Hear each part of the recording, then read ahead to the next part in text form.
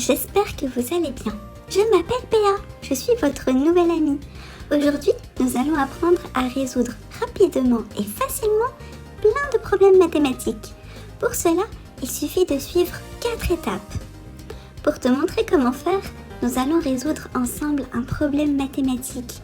Ce problème est destiné à une classe de CM1, mais peut convenir tout à fait à d'autres niveaux.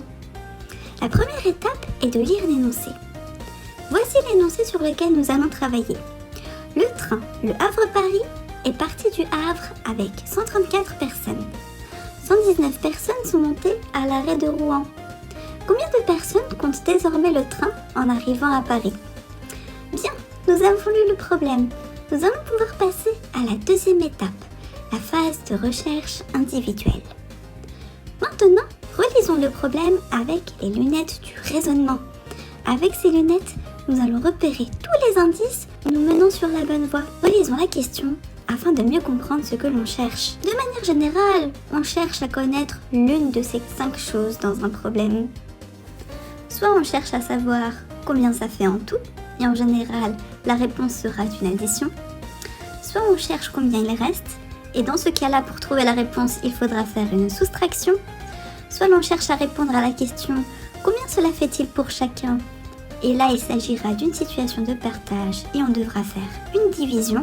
Soit on cherche à répondre à la question quelle est la valeur d'une collection, comme dans un problème du type Léo a 23 bonbons, 17 sont bleus et les autres sont rouges, combien a-t-il de rouges? Donc en général dans ce genre de questions, pour répondre il faudra faire une soustraction.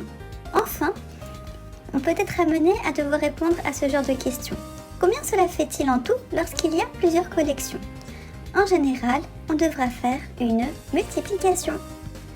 Revenons à notre problème. Ici, la question est combien de personnes compte le train en arrivant à Paris?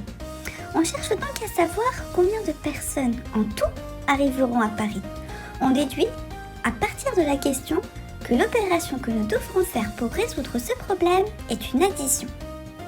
Observons à présent le nombre de personnes dans le train avant l'arrêt à Rouen.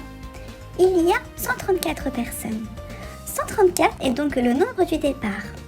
Après que le train se soit arrêté à l'arrêt de Rouen, 119 nouvelles personnes sont montées. En tout, il y a donc dans le train 134 plus 139 personnes. Passons à l'étape 3, l'étape du résultat. Pour trouver le résultat, il faut donc résoudre l'opération de tout à l'heure. Faisons donc 134 plus 119. 134 plus 119 est égal à 253. Ainsi, 253 personnes arriveront à Paris.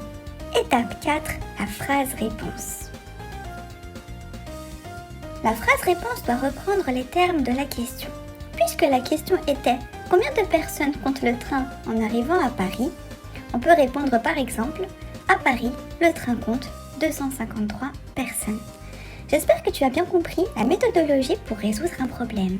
Ne t'inquiète pas, nous en ferons plein d'autres dans de prochaines vidéos. Je te souhaite bon courage et je te dis à très bientôt.